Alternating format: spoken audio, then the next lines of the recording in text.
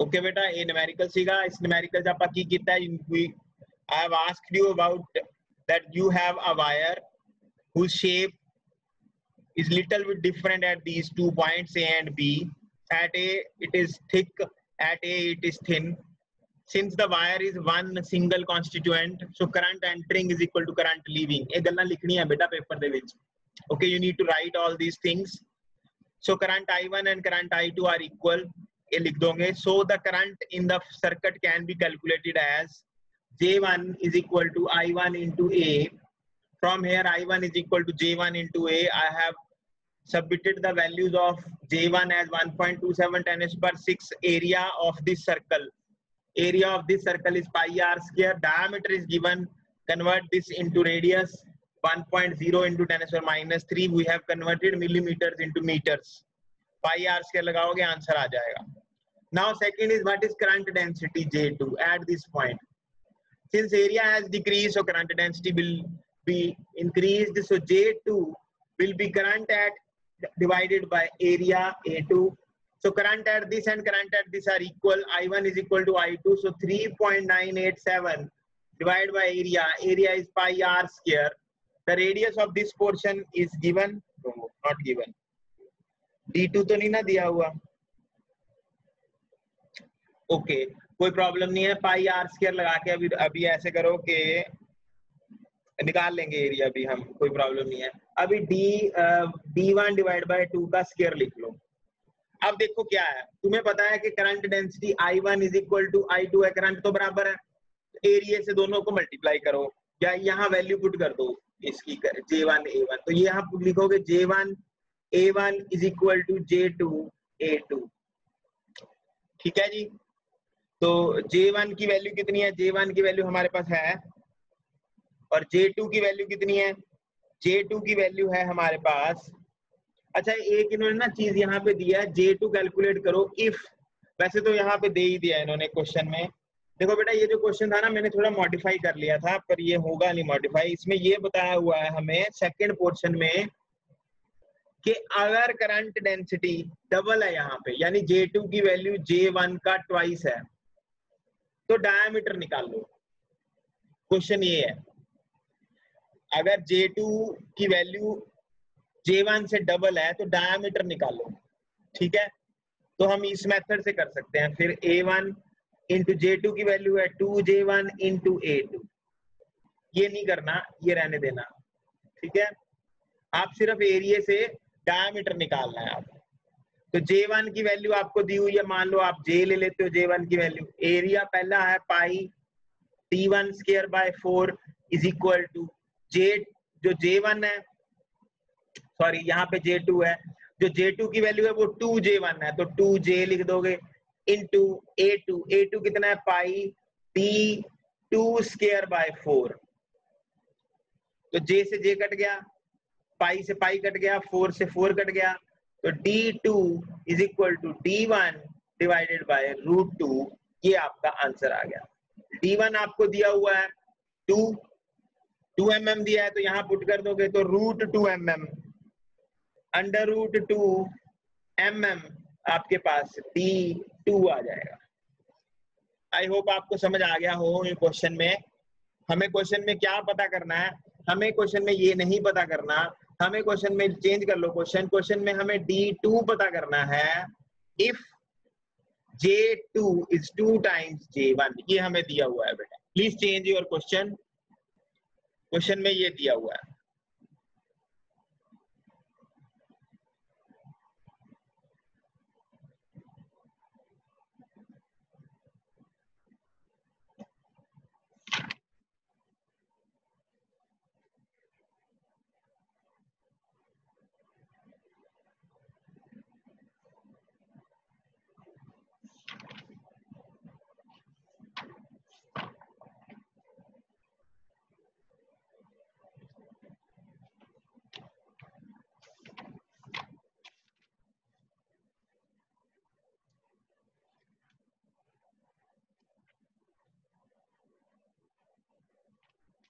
हाँ जी,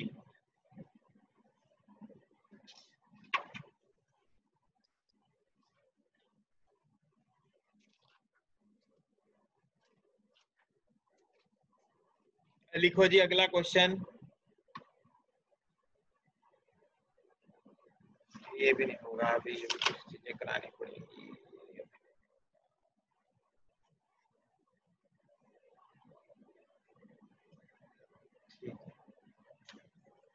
अच्छा प्यारे बच्चों, सभी बच्चे मेरे को डायमेंशनल फॉर्मूला फॉर कंडक्टिविटी निकाल के बताओ।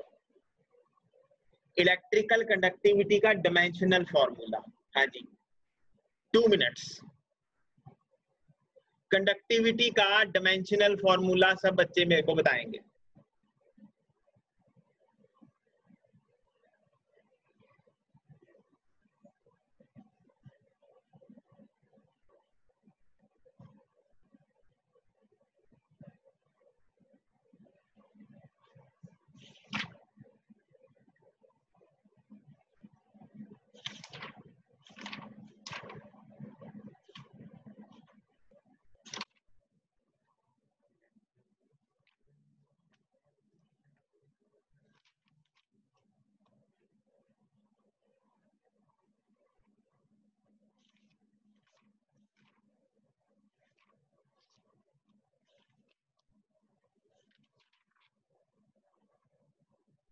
Dimensional formula for conductivity.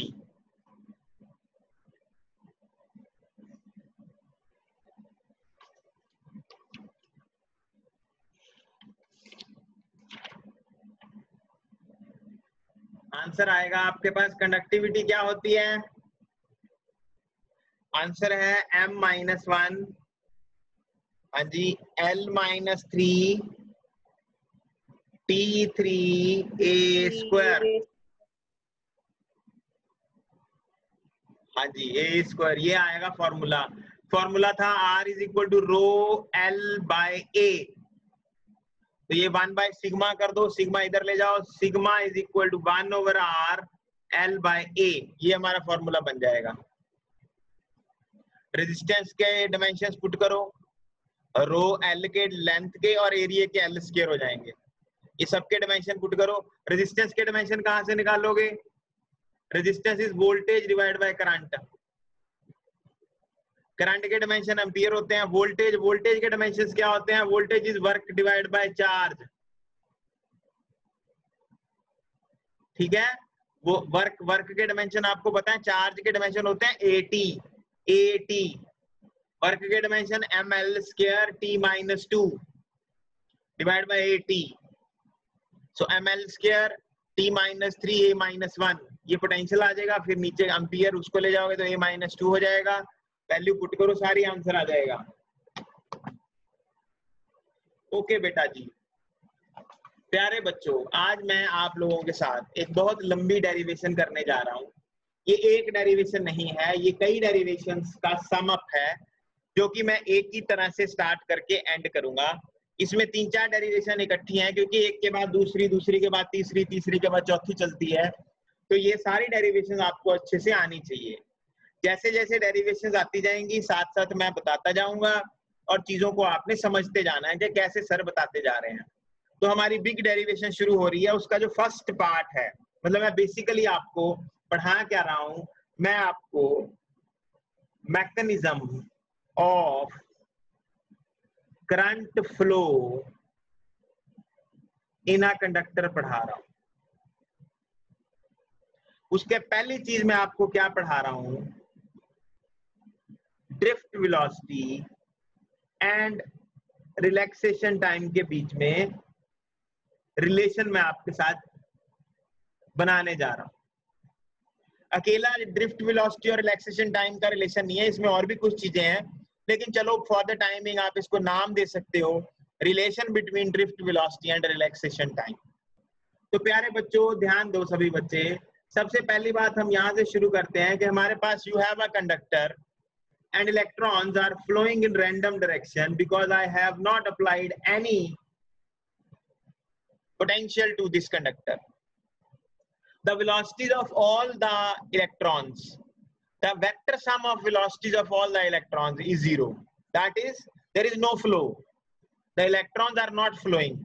The electrons are moving inside randomly, but the net flow of electrons is 0. So to represent that, I will say u1 vector plus u2 vector plus so on up to un vectors. The sum of all these vectors is a null vector. I hope आपको इस फॉर्मूले इस equation का आपको समझ आ गया होगा मैंने यहाँ से ये इक्वेशन कैसे बनाई है। ये इक्वेशन बेसिकली क्या रिप्रेजेंट कर रही है? ये इक्वेशन ये रिप्रेजेंट कर रही है कि आपने कोई भी फोर्स नहीं लगाई हुई इलेक्ट्रॉन पे, इलेक्ट्रॉन रैंडमली मूव कर रहे हैं। रैंडमली का मतलब जो थर्मल वेलोसिटी है इलेक्ट्रॉन्स की उनसे मूव कर रहे हैं। थर्मल वेलोसिटी का मतलब रूम टेम्परेचर पे जो वेलोसिटी है, नहीं भी होगी रूम टेम्परेचर, अगर नहीं भी कम भी दोगे तो भी इलेक्ट्रॉन फ्लो चलता रहेगा। आगे चलते हैं। मैं आपसे ये सारी डिस्कशंस के बाद ये सारा डिस्कस करूंगा कि इलेक्ट्रॉन अगर ना मान लो टेम्परेचर बढ़ा रहे हो, टेम्परेचर कम कर रहे हो, रूम टेम्परेचर पे चल रहे हो, तो एक तो ये इलेक्ट्रॉन का जिगजैग पाथ है। एक मैं आपसे सवाल पूछूंगा, क्या आपने कोई और जिगजैग पाथ पढ़ा हुआ है +1 में? क्या कोई और जिगजैग पाथ आपने पढ़ा हुआ है? तो अभी थोड़ी देर में मैं आपके साथ डिस्कस करूंगा, ठीक है। ब्राउनियन मोशन क्या आपने कभी पढ़ा है? ये आपसे अभी डिस्कशन होगी थोड़ी देर में। वहां पे वेलोसिटीज और यहाँ पे वेलोसिटीज का रिलेशनशिप हम बनाएंगे। चलो अभी तो नॉर्मल बात करते हैं। नाउ सेकंड, ये तो फर्स्ट केस है हमारा। What will happen in the second case? In the second case, what I am doing, I am applying a potential difference V across the conductor. This is the length of the conductor, area of the conductor is A, and electrons are moving. Now all the electrons are flowing. सारे electrons flow कर रहे हैं। If I ask you what is force on the electron, force on the electron will be QE. E is the electric field due to this potential. Q is the charge on the electrons. To be more precise, F should be equal to E. और ज्यादा अच्छे से लिखना है तो -E भी लिख सकते हो क्योंकि charge on electron is negative. ठीक है बेटा। एक सिंपल सी आपको मैं बात एक और बता दूं, let small n be number of electrons per unit volume. Small n क्या है? Number of electrons per unit volume. And therefore total number of electrons in whole conductor. देखो क्या करा मैंने इस पूरे वॉल्यूम को नहीं लिया, पूरे वॉल्यूम में कितने इलेक्ट्रॉन्स हैं। मैंने अपनी जानबूझ के मैंने क्या कहा, let small n be number of electrons per unit volume. एक यूनिट वॉल्यूम में इतने इलेक्ट्रॉन्स हैं, तो अगर मैं टोटल कंडक्टर में कितने इलेक्ट्रॉन्स हैं ये निकालना चाहूं तो कैसे निकालूंगा? अब टोटल कंडक्टर का वॉल्यूम कितना है? A into L, area into length, volume हो गया। एरिया इंटू लेंथ को किससे मल्टीप्लाई कर देंगे? n से मल्टीप्लाई कर देंगे। तो this are total number of electrons. ये आपने पहले ही अपने दिमाग में बना के रख लेना, ठीक है जी। ये तो बेटा जब भी ये डेरिवेशन कभी शुरू होती है ना, अकेली डेरिवेशन आपको आती है, ये दोनों लाइनें तो लिखनी है पक्का 100%। कोई भी डेरिवेशन आती है तो ये तो पक्का ब्रह्मास्त्र आपने मारना ही मारना है। ये दोनों लाइनें तो पक्का लिख देनी है वहां पे, ठीक है, याद रख लेना इसको। अब मैं क्या कर रहा था, यहीं से फिर से बात आ रही है, शुरू हो रही है। अब F का फॉर्मूला, F हमें पता है, mass in F is equal to, अगर QE है तो F की वैल्यू में mass into acceleration is equal to E भी लिख सकता हूं इसको। तो यहां से आप एक्सेलरेशन आपने निकाल ली E बाय m। ये आपकी एक्सेलरेशन आ गई, हर एक इलेक्ट्रॉन की एक्सेलरेशन आ गई। हर एक इलेक्ट्रॉन पे फोर्स लग रही है बेटा। कौन लगा रहा है? बैटरी लगा रही है। क्या कर रही है वो? इन सबको धक्का दे रही है कि चलो भाई चलो भाई चलो भाई, चलते चलो चलते चलो चलते चलो, ठीक है। ये सब इलेक्ट्रॉन जा रहे हैं, कोई आपस में टकराते हैं, फिर से पीछे से धक्का आता है, धक्का बजता है, इलेक्ट्रॉन फिर आगे जाता है, फिर रुकता है, फिर धक्का बजता है, फिर आगे जाता है। तो इलेक्ट्रॉन जनरली आप कहते हैं फ्लो ऑफ इलेक्ट्रॉन्स, पर बेटा अगर आप ध्यान दें तो ये फ्लो नहीं है, ये धक्का बज के आगे जा रहा है, तो ये फ्लो नहीं, ये ड्रिफ्ट है, ड्रिफ्ट ऑफ इलेक्ट्रॉन। याद रखना ये बात, ड्रिफ्ट है ये, ड्रिफ्ट तब होता है अगर कोई वोल्टेज लगी हो। वोल्टेज के कारण जब भी इलेक्ट्रॉन फ्लो करते हैं, लाइन मेरी भूलना मत अपनी जिंदगी में, 8वें चैप्टर में फिर से आएगी ड्रिफ्ट, खास पढ़ाऊंगा, फिर पूछूंगा बेटा ड्रिफ्ट कब होती है, तब आप बोलेंगे सर जब भी इलेक्ट्रॉन वोल्टेज के इफेक्ट में मूव करते हैं तो वो सारे भागने की कोशिश करते हैं इकट्ठे, पर वो भाग नहीं पाते, टकराते हैं, फिर चलते हैं, फिर टकराते हैं, फिर चलते हैं, रुकते हैं, रुकते चलते, रुकते चलते हैं। तो इस चीज को हम ड्रिफ्ट बोलते हैं, इसको बोलते हैं ड्रिफ्ट करंट। आगे आने वाले टाइम में आपको मैं डिफ्यूजन करंट भी पढ़ाऊंगा, इसलिए ड्रिफ्ट याद रखना, डिफ्यूजन में अब आगे बताऊंगा कभी। चलो, ये आ गया आपके पास एक्सेलरेशन का फॉर्मूला। अब हम कहानी शुरू करते हैं। अब कहानी क्या शुरू की, हम एक इलेक्ट्रॉन लेते हैं, एक इलेक्ट्रॉन, मान लो उस इलेक्ट्रॉन की वेलोसिटी है u1, जब वो चलने लगा, चल रहा था मतलब, फिर आपने वोल्टेज लगा दी, मान लो यहाँ पे आपका इस तरह से एक मतलब की थी, आपने की दबाई तो एकदम से उसको धक्का बजा, एकदम से धक्का बजा, u1 से वो चलना लगा, धक्का बजा, धक्का बजा मतलब चला आगे। उस चलने के दौरान जब वो यहाँ से यहाँ जा रहा है, उस चलने के दौरान वो किसी से नहीं टकराया, उसको बोलते हैं, जितनी देर वो चला उसको बोलते हैं रिलैक्सेशन टाइम, जितनी देर वो नहीं टकराया उसको बोलते हैं रिलैक्सेशन टाइम। फिर वो टकराने से पहले मान लो उसकी वेलोसिटी थी v1, v1 is equal to u1 plus a tau1, tau1 is relaxation time of first electron। हाँ जी, जो ये मैं बातें आपको हिंदी में बोल रहा हूँ, आपको ये सारी बातें इंग्लिश में लिखनी है पेपर में। नाउ ऐसे करके लिखोगे, as we have applied the voltage, the electron will start accelerating under this acceleration due to the electric field. Let us suppose that the first electron has a relaxation time of tau1 seconds. So for first electron, the final velocity v1 is equal to u1 plus a tau1.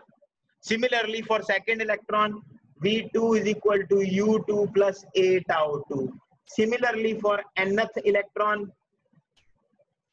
vn is equal to un plus a into tau n. Any problem?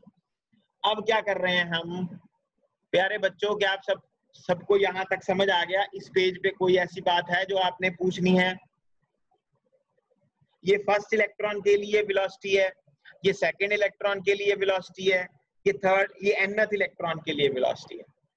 एक बार फिर से सुन लो कहानी क्या है। कहानी ये है बेटा, हमारे पास पहले एक कंडक्टर है, उस पे हमने कोई वोल्टेज नहीं अप्लाई की, ठीक है जफर बेटा, मैं दोबारा बता रहा हूँ, कई बार फास्ट हो जाता है, दोबारा सुन लो। ये हमारे पास एक कंडक्टर है, ये ऐसा कंडक्टर है जिसमें हमने कोई वोल्टेज अप्लाई नहीं की, तो इसमें जितने भी इलेक्ट्रॉन्स हैं उनकी रैंडम वेलोसिटीज के कारण the net flow is zero. ये जो इक्वेशन मैंने आपको बताई है, ये नेट फ्लो की इक्वेशन है, u1 plus u2 plus u3 un, सबकी वैल्यू क्या है?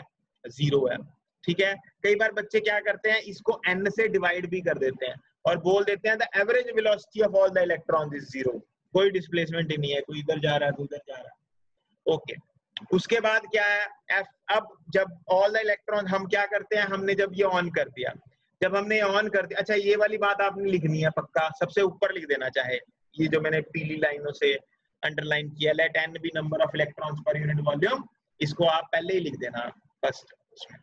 और अरे भैया ठीक है, एक ओके बेटा, तो ये दोनों लाइनें चाहे पहले ही लिख दो ऊपर कि n क्या है, स्मॉल n क्या है, नंबर ऑफ इलेक्ट्रॉन पर यूनिट वॉल्यूम, और टोटल इलेक्ट्रॉन्स कितने हैं पूरे कंडक्टर में, NaL, Al is the total volume, total volume को n से मल्टीप्लाई कर दिया, इसको कैपिटल N भी बोल देते हैं कई बारी, ठीक है। अच्छा, अब आप कहेंगे as you have applied the voltage, so electron are under the influence of electric field, due to that electric field they will start moving in one direction, all the electrons will start moving in one direction under this force, इस force के influence में, F is equal to QE। फिर आपने यहाँ से F is equal to QE को equate कर लिया, M में करके acceleration निकाल दी। So this is the acceleration of all the electrons। अगर आप ध्यान से देखें बेटा, ये constant acceleration है सभी के लिए, E सभी का E होता है, इलेक्ट्रिक फील्ड E लगा होगा, M भी सबका सेम है, this is mass of electron, this is charge on electron, this is electric field which you have applied। तो तीनों चीजें कांस्टेंट हैं बेटा। एक्सेलरेशन जो ये है, ये कांस्टेंट एक्सेलरेशन है बेसिकली। अब क्या हो रहा है यहाँ पे, क्या हो रहा है, क्या है ये वेलोसिटीज v1 v2 v3, ये वेलोसिटी सभी इलेक्ट्रॉन्स की वेलोसिटी है जब उनको इलेक्ट्रिक फील्ड में ले आए हो आप, ऑन कर दिया आपने स्विच, जब वो चल पड़े तो ये एक्सेलरेशन आ जाएगी, इससे ये मूव करने लग जाएंगे। ये ड्रिफ्ट्स हैं सबकी, v1 की ड्रिफ्ट इतनी है, v2 की इतनी है, v3 की इतनी। आई होप आप सबको समझ आ गया होगा। आप टिक कर दीजिए, समझ आ गया है, ताकि मैं आगे चल सकूं। नेक्स्ट पेज पे जाना है हमने। काइंडली से यस और no. Please ask your question if you are having any on this page. Ramneet, Ripan, Rubal. Okay, Rubal has done it.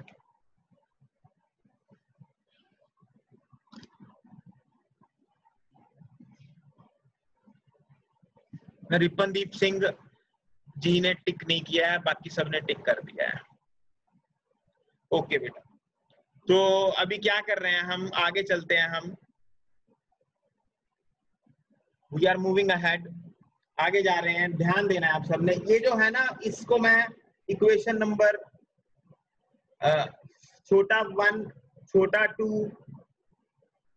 छोटा n इस तरह से चल रहा हूं, ठीक है। मैं क्या कर रहा हूं, सबको ऐड करना है। अब एडिंग 1 2 3 एंड सो ऑन, सबको ऐड करना है।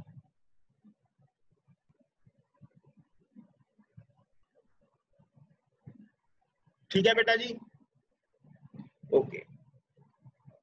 अब देखो, इन सबको ऐड करना है, तो क्या हो गया, ये इक्वेशन ऐसी बनेगी, v1 plus v2 plus v3 plus so on up to vn is equal to u1 plus u2 plus so on up to un plus a सबका कॉमन निकाल दिया, tau 1 plus tau 2 plus so on up to tau n। देखो बेटा, देखो ध्यान दो, ये मैंने क्या किया है, देखो यहाँ मैंने इनको ऐड कर लिया, ये v1 plus v2 plus vn हो जाएगा, ये u1 plus u2 या un हो जाएगा, a सब में से कॉमन निकल जाएगा, tau 1 plus tau 2 plus tau n सबको ऐड कर लो। अच्छा जी, अब देखो बेटा क्या हुआ, यहाँ पे ध्यान दो, ये इस इक्वेशन को मैं n से डिवाइड कर देता हूँ, n से। तो ये क्या है, v1 plus v2 plus so on up to vn divided by n is equal to u1 plus u2 plus so on up to un divided by n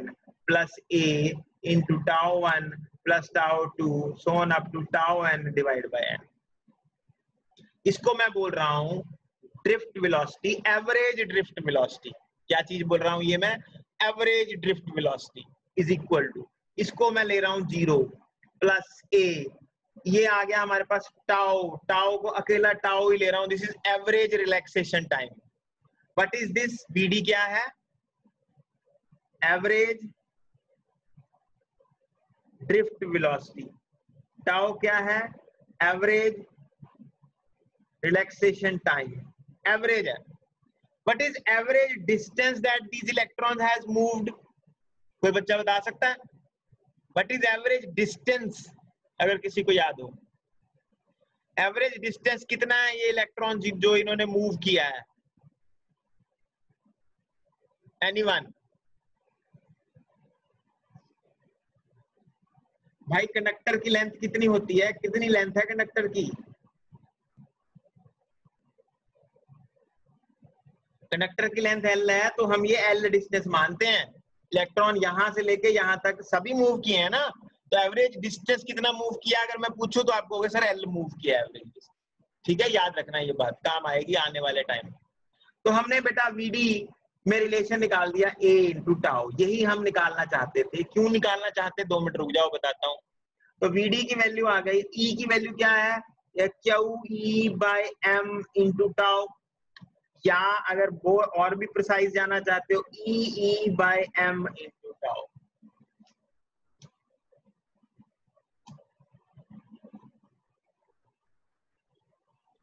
hello,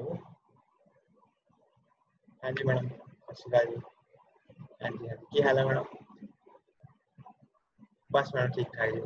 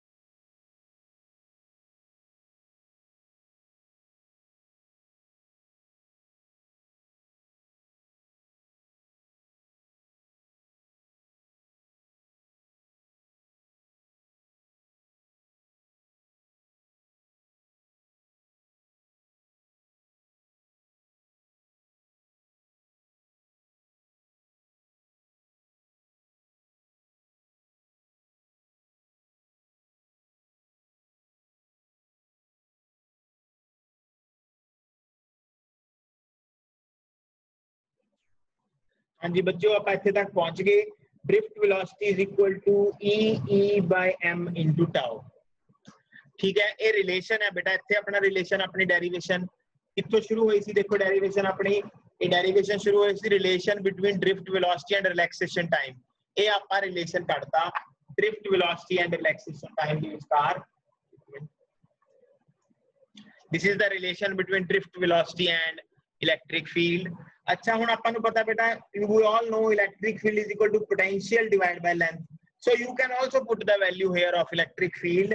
So VD becomes E V by M L into tau. ये हमारे पास relation आ गया है drift velocity का electric field में और drift velocity का potential में। प्यारे बच्चों, इसको अच्छे से, पुराना पेज और ये पेज जो है इसको अच्छे से आप पढ़ लो। पढ़ने के बाद इसको मतलब देख लो आप, दोनों पेज आपके सामने है, ये वाला पेज में और पुराने पेज में। अगर कोई पूछना है, किसी ने कोई चीज, किसी ने कुछ पूछनी है तो। और एक मेरी बात याद रखना, ये ड्रिफ्ट वेलोसिटी याद रखना एवरेज ड्रिफ्ट वेलोसिटी है, इसी को हम सिंगल इलेक्ट्रॉन की वेलोसिटी भी मान लेते हैं। क्योंकि देखो, अगर मैं तुम्हें कहूं कि तुम्हारी क्लास की एवरेज एज कितनी है तो तुम कहोगे सर 18 साल या 17 साल। सर आ नहीं रही वीडियो नहीं आ रही है? क्या बात हो रही है? आ गई, अब आ गई। आगे हाँ, तो मैं ये कह रहा हूँ कि आपको, जैसे मैं ये कहूँ कि आपकी इस क्लास की एवरेज एज कितनी है, एवरेज एज आपकी क्लास की क्या होगी? अब आप कहेंगे सर हम सबकी एज को ऐड करके हमसे डिवाइड कर दो, जितने भी हम हैं, 10 हैं, 11 हैं। तो इसका मतलब ये हो जाएगा कि आप सबकी एज इतनी का है, तो मैं आप सबकी एज इतनी को मान सकता हूँ। जैसे मैं कहूँ अवनीत की एज कितनी है, तो अवनीत की एज एवरेज एज के बराबर ही मान लूंगा मैं सब। हाँ जी बेटा, कुछ नहीं दिख रहा। कुछ नहीं दिख रहा यार, क्या हो गया है? 1 मिनट रुको फिर। दिख नहीं रहा कुछ। हाँ जी हाँ जी हाँ जी, ब्लैंक स्क्रीन आ रही है। आ गया।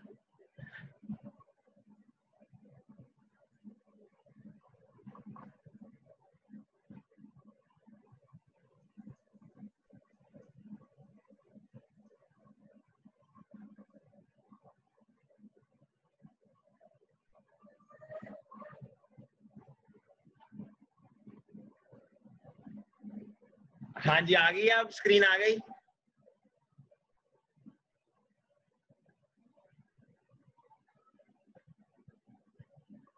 हाँ जी प्यारे बच्चों, बताओ स्क्रीन आ गई?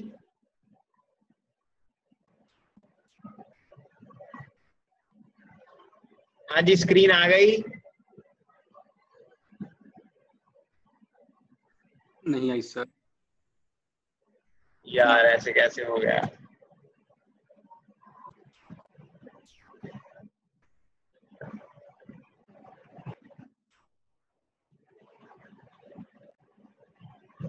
आ गई?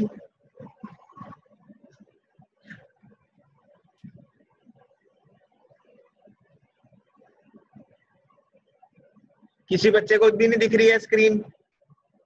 किस बच्चे को दिख रही है स्क्रीन?